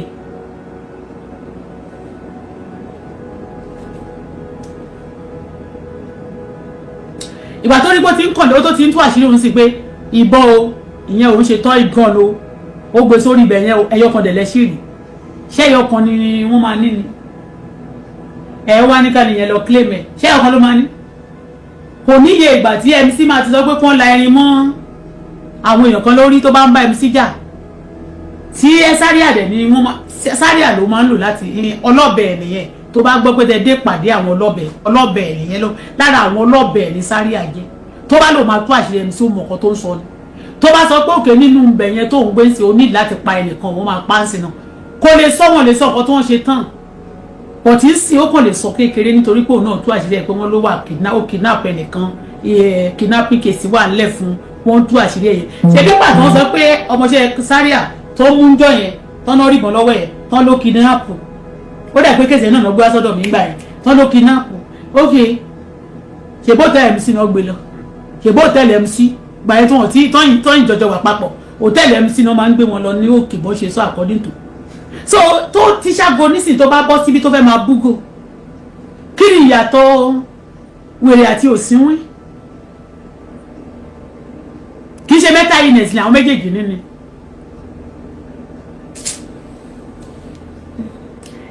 ẹjọ́ ẹ tú àṣírí ara yín o ètò òṣèré wọn nù ẹ̀yẹ so mo kàn ń sọ fún ẹ sábọ̀dù ẹni tó bá ń rìgá tó bá sì ń sọ gbogbo ọ̀rọ̀ tó ń sọ mọ́ mi lórí social media yìí ní ìgbà tí wọ́n ń sọ̀rọ̀ gbogbo àwọn boys yìí ló san owó fún wọn wọ́n make in fact wọ́n make ìyá àbàdàn rich nítorí pé wọ́n blackmail ni ìyá tó ń pè ní ìyá kan tó wà ní Germany yẹn kí ló orúkọ ẹ̀ ìyá kẹsẹ́ẹ̀tì mo sì respect woman yẹn títí dọ̀la ó pa irọ́ mọ́ mi bàtàbàtà ló jáde lọ́jọ́ náà lọ́hùn-ún Auto Bola mo mọ̀ ẹ́ náà ṣe bọ́ọ̀rẹ́ mi ló jẹ́ ní ìlú wo ni ìlú Gaddafi yẹn ní Libya mo lè ní mo tún wojú ìyá ẹ̀ gbà ẹ̀yin tẹ́ ti gbó báyìí ẹ lè má dàgbà púpọ̀ lójọ́ bọ̀tẹ́ yín ọ̀rẹ́ kẹ̀ èmi àti yín ọ̀rẹ́ ìyá ẹ̀ bá bẹ̀rẹ̀ ìgbésẹ̀ bí wọ́n mú ẹ fún drọ́ọ̀gì ń gbà yẹn ní Libya èyí gbogbo kíní kan mo lè mi ń bá jáde wọ́n wá ní mò ń ṣe pé ẹni bá complain pé mo ṣe èpè má jẹ́ kẹ́lẹ́dàá mi àti ẹlẹ́dàá àwọn bàbá ńlá bàbá mi ṣépè fún ẹ ń bá jáde ń bá ní ẹ gbà mí o mo wá ní ẹ jáde mo ní bàbá ìyá kẹsẹ́tì o mo ní tó bá ti jẹ́ èmi tí n bá dé Libya rí láyé mi o mi lè sọ bóyá plane mi kọjá lórí òfurufú Libya o but tí n bá bọ́lẹ̀ lórí Libya rí o bí mo débẹ̀ rí o àbí mo dé Libya rí o àbí mo wá gbé kòńké o àbí mo ṣe gbogbo nǹkan tẹ́ ni mo ṣe yẹn o mo ní mo wá ṣèpè bámbábábá ètò mo wá ṣe mo ní tí n bá débẹ̀ rí o mo ní kó báyìí ni kó ṣe mí o mo ní ṣùgbọ́n tí mi bá débẹ̀ rí o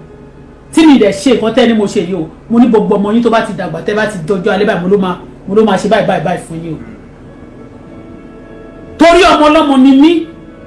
because you want to fight for criminals you want their audience tó jẹ́ pé tèmi bá fẹ́ jẹ́ criminal tó jẹ́ pé mo fẹ́ gba gá ìgúnjọ́kùnrin máa senior MC ní oríṣẹ́gbẹ́ wẹ́ẹ́ òótọ́ mo sọ ní gáràjì ní street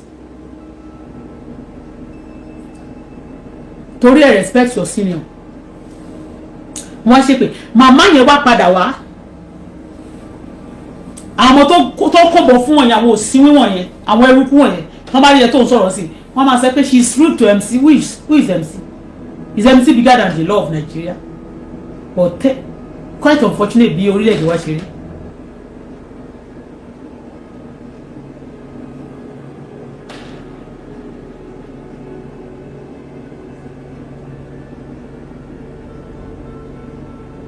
màmá yẹn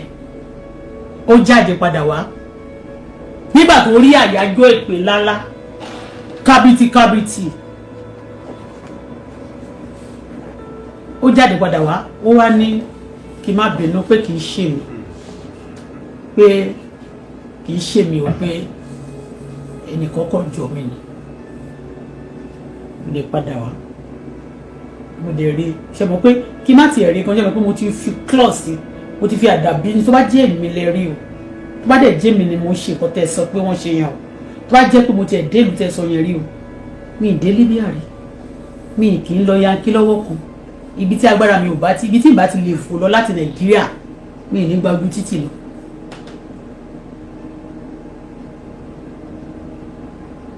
Do you understand?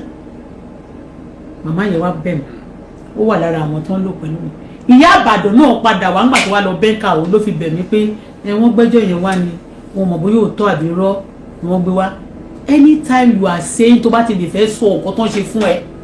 tó bá nìyẹn àwọn gáràjì yẹn iṣẹ́ ọwọ́ gbogbo àwọn tó ń fún lóúnjẹ tó máa ní wọ́n fún lówó wọ́n ṣe dáadáa fún yẹn ọmọ ní àwọn celebrity míì lè jáde wá kán wá sọ bí àwọn àmì náà pápápá bẹ́ẹ̀ ni oríṣiríṣi kí wọ́n sanwó fún wọn wọ́n ní kí wọ́n wá pọ̀ ọmọ ẹ̀ àti gbogbo àwọn tó ń sanwó fún yẹn gbogbo wọn pátá máa ti sáré àyè wọn ni kò máa pariwo ọmọ torí pé you are saying what they done to you ṣé mọ nǹkan tó fi ń defend ara wọn torí pé nǹkan ṣe yẹn náà wọ́n mọ̀ ìbò ugly ìṣesí wọn ò gbúdọ̀ ríta tó bá ríta tá a bá rí ìjọba tó kẹ̀yìn sí ìkọ̀wà burúkú tó bá wù yẹn they be in prison so that's why they defend themselves òyìnbó sọ pé the white people said the only way to defend yourself is to attack they now use force attack on me they want to turn my complainer to accuse they pay a lot of people to rise against me ó sì wà lórí media I'll be crying like a baby ẹ dájú o kí lẹ tí ì ṣe mo sọ́njọ́ ìpẹ́ tí ì para yín àwọn èèyàn máa sọ pé ó fẹ́ kọjá kó padà wọn ṣèbí kan nínú wọn ló pa bàbá ọmọ mi kì í ṣe rọ́ọ̀nà àwọn èèyàn kan ló bí ni ẹni tó ní kàríà ẹni tó ń fowó tọ́ tó lọ tó farabalẹ̀ tó lọ skul béèyàn bá ti ẹ̀bẹ̀ yín kẹ́ lọ pa ní sọ pé kẹ́ sọ pé ẹ wọ́n sọ fún wa pé ká wá pa ẹ̀ ọ̀bọ̀ tí wọ́ sọ pé o tẹ̀ ti kú fojú pamọ́ for some time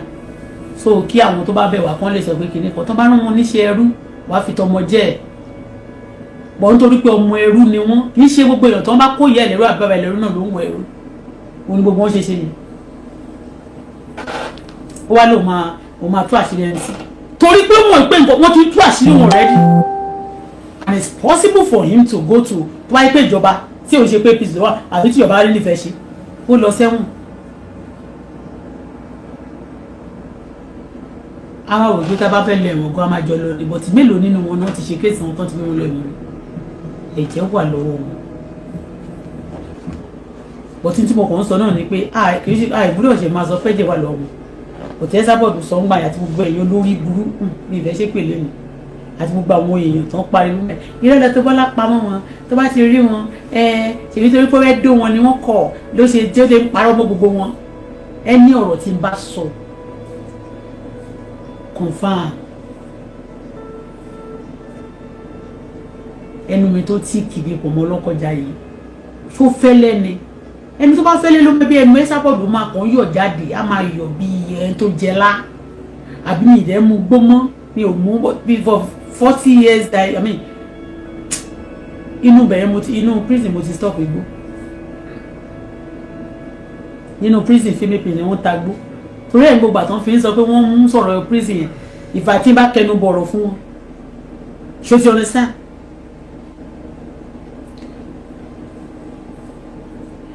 but ìyá kan sì mú gbó bá a ṣe ń sọ̀rọ̀ yìí tó máa ṣe gbó tó máa jẹ gbó tó máa mú gbó á fà á ní sìgá lòún fà á ti ṣèṣe á ti fi ẹ̀rẹ́ á ti rẹ́ á ti sókè orí àá máa lago á máa rírì kúrì òun ló máa lóun ríran kan wá ilé mi òun ló máa lóun rí áńgẹ́lì kan òun ló máa lóun rí gbá and people are gullible people are so much àwọn èèyàn lè máa believe although anyway olo let me play it káwọn èèyàn lè mọ nǹkan tá à ń sọ àwọn tí ò bá gbọ́ English àmì àwọn tó gbọ́ Yorùbá.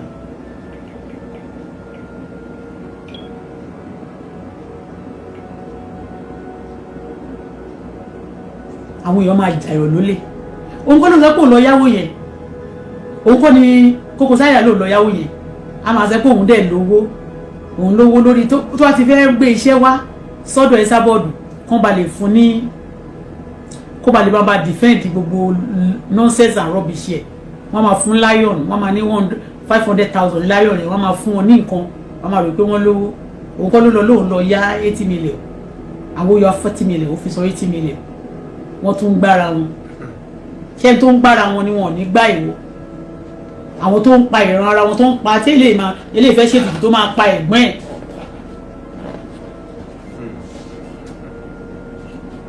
ìyá àbọ̀ yẹn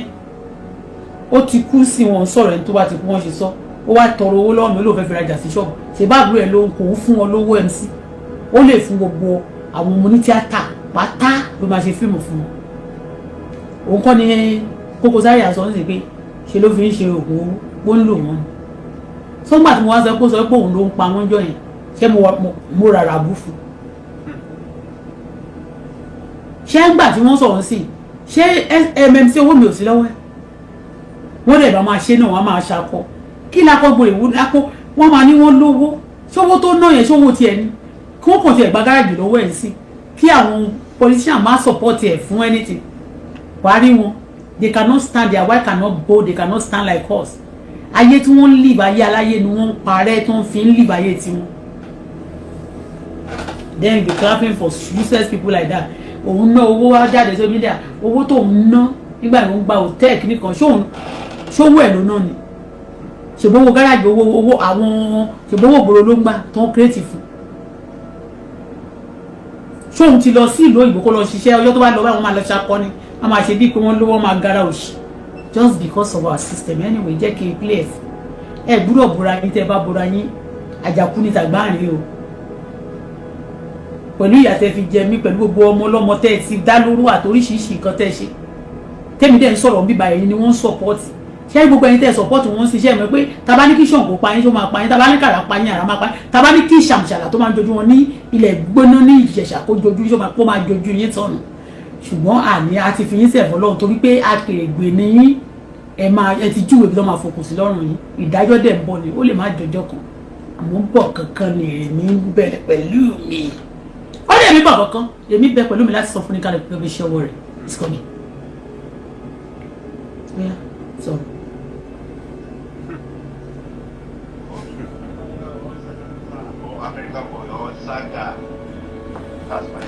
Ojú ń tiẹ̀ ó gbójú ẹ̀ sínú darkness. So people just allow me to speak my mother language. O lè gbọ́ ìbò kí ló bá gbọ́ mother language, tó bá fẹ́ sọ mother language kí ló tó fẹ́ sọ? Ìwọ náà máa sọ pé o fẹ́ sọ want to speak your mother language, sọ father language jẹ́. O lè sọ father àbí mother language jẹ́. Ṣáà sọ̀rọ̀ jẹ́ ká gbọ́. Àṣírí. Sáríà ṣó ti rí ẹni tó di alára gbígbẹ Ìyábọ̀ Òjó, àwọn yẹn lè máa lò láti fi táwa bá dúró sórí mídíà tá a bá ń sọ̀rọ̀ yín mi yẹ̀yẹ́ ṣùgbọ́n you cannot validate yourself to somebody like us. Àwọn wèrè kan àwọn sẹ́ẹ̀tì yín bí kì í ṣe owó nìkan mò ń sọ, tí ò bá mọ̀ ní tí ò rí yín lé wọ́n máa pọ́n ikú yín lé àwọn ọlọ́fọ̀ọ́ṣẹ́. Ó rí níjọ́ yẹn nípa tí ó embrace MC náà rí wọ́n embrace torí ọkọ ọmọ ẹ̀ tó wà mẹ́rin àti mọ̀ pé ọkọ ọmọ yẹn náà kò lẹ́lẹ́ṣẹ̀ náà ni kò lè lọ láì jìyà wọ́n bá tọ́jú ẹ̀ sí Fúlàní. Kò rí ẹ̀ṣẹ̀ tó ṣẹ̀ o, kò ṣe pópó yóò rí ìṣẹ̀ bẹ́ẹ̀ bọ̀ ẹ ti kó bá ilẹ̀ rí bẹ́ẹ̀ sí ẹ ti kó bá wọn ò lè kí ẹ torí kinní náà wọ́n ní nígbà tí ẹni tó ṣe dáadáa gan lórílẹ̀-èdè tẹ́ pé ọmọ tí Amẹ́ríkà bá wa ẹ̀mí ti ká ní ẹ̀yin olólùfẹ́ ẹ wò a ò ní rí jù báyìí lọ, ó bá tún ṣe ń lọ báyìí a máa bù yín gbọ́ lọ́lọ́kan òjọ̀kan. Ó dàbọ̀.